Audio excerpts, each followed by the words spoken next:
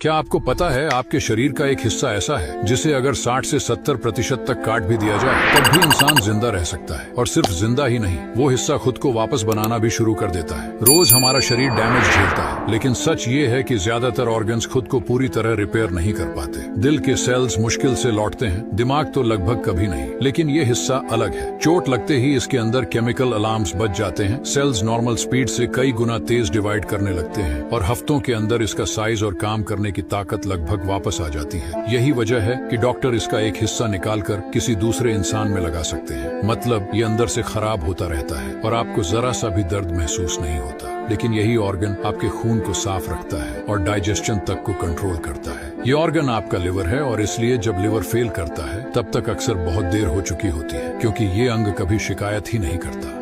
सोचिए, अगर बंजर जमीन कम मेहनत में कुछ ही दिनों में हरी भरी घास से ढक जाए तो कैसा होगा। दरअसल मिट्टी के सतह पर बड़ी तेजी से घास और पौधों को प्लांट करने का सबसे अच्छा मेथड है हाइड्रोसीडिंग। इस टेक्निक में बीज, एनिमल वेस्ट, लकड़ी का बारीक चूरा, फर्टिलाइजर और पानी को मिलाकर एक गाढ़ा घोल तैयार किया जाता है। फिर इसके बाद इस घोल को हाई प्रेशर पंप की मदद से मिट्टी के सतह पर स्प्रे किया जाता है और इस मिक्सचर में मौजूद वुड फाइबर मिट्टी में नमी को बनाए रखते हैं। फिर बीज जल्दी जर्मिनेट होकर कुछ ही दिनों में बंजर जमीन को हरी भरी घास और पौधों से ढक देता है। और आपको हर रोज कुछ यूनिक जानने में मजा आता है तो हमसे जुड़े जरूर।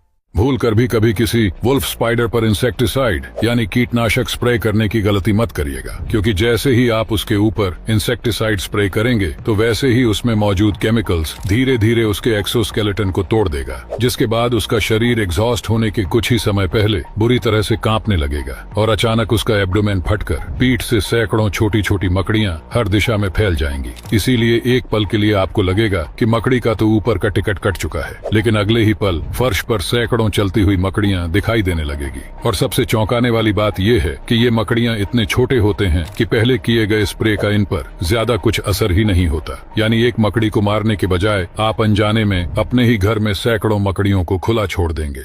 जब एक कॉपर पाइप के अंदर आयरन बॉल को डाला जाता है तो बॉल को निकलने में 0.02 सेकंड का समय लगता है, लेकिन जब सेम साइज के एक स्फेरिकल मैग्नेट को डाला जाता है तो उसे निकलने में 4 सेकंड का समय लगता है। और आपको बता दूं कि कॉपर मैग्नेट की ओर आकर्षित नहीं होता है, तो फिर ऐसा कैसे हो सकता है। देखिए, जब मैग्नेट को इस पाइप में डाला जाता है तो गिरता हुआ चुंबक पाइप के भीतर करंट उत्पन्न करता है और करंट एक मैग्नेटिक फील्ड बनाती है जो गिरते हुए मैग्नेट का विरोध करती है, जिसके कारण मैग्नेट धीरे धीरे गिरता है। और इसी को कहते हैं लेंज़ेस लॉ। और आपको साइंस में दिलचस्पी है तो हमारे साथ जुड़े रहिए।